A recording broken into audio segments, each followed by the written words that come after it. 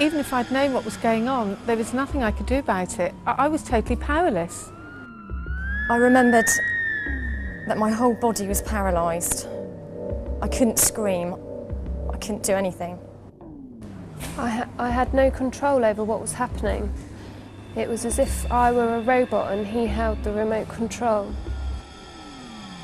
Very shocking stories of a new kind of assault called drug rape. Sadly, stories like this are becoming more and more common. With me, once again, is Detective Inspector Paul Barton of the Hampshire Police to tell us how to combat it.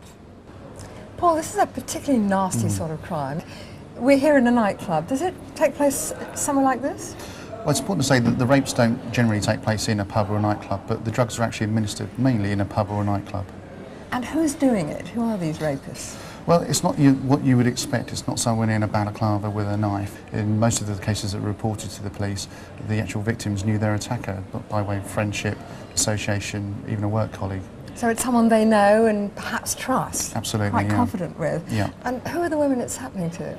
Well, generally it seems to be women in their 30s, someone who's probably come out of a relationship recently, recently divorced, they're looking to meet new people. The sort of woman who can really look after herself, usually. Usually, yeah. Which is why I suppose they use these drugs. Absolutely, yeah. I remember feeling very disorientated when we were at the bar having drinks. Many different drugs are used in these attacks. Some make the victims appear euphoric, others have the effect of making you drowsy and willing to go along with anything. But they all have one thing in common: they're frighteningly easy to hide in drinks. Even though some manufacturers are now colouring certain prescription drugs, they'd still be almost impossible to spot in your drink in a dark nightclub, and any taste or smell they might have is virtually undetectable. Well, given that you can't taste it, you can't see it, what can you do to protect yourself? Well, I think the thing you need to do is actually try and prevent this from happening in the first place. I mean, there's a number of things you can do when you go out with your friends. One of the most common ones is appoint a drinks watcher, someone who's going to keep an eye on your drinks while the others go off to the toilet or go for a dance or something. Another thing you can do, which is quite common, a lot of people tend to drink out of the bottles now, and it's probably advisable to keep your thumb over that bottle when you're sort of not drinking from it. Then people can't actually slip the substance into that drink while you're not looking. What happens if you do leave your glass unattended? You go away from the dance floor. Is it sensible when you come back just to leave that glass alone, not touch it again?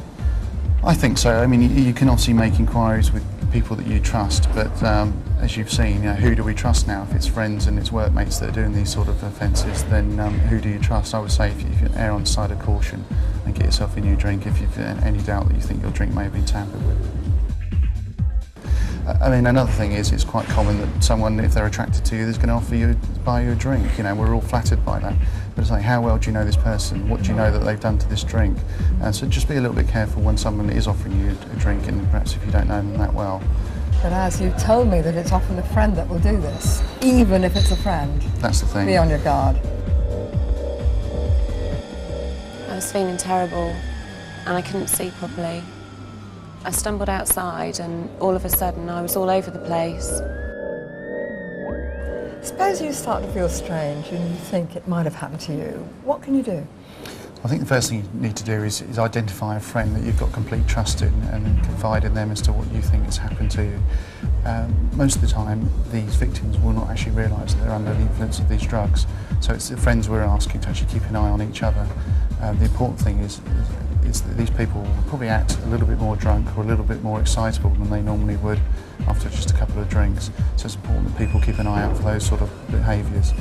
If these people are going to go home, make sure that they're in a taxi or they're with someone that you completely trust and they can get home safe. If in doubt, take them home yourself. But as I say, it's important to stress that a lot of these cases are basically friends on friends, and that's more worrying.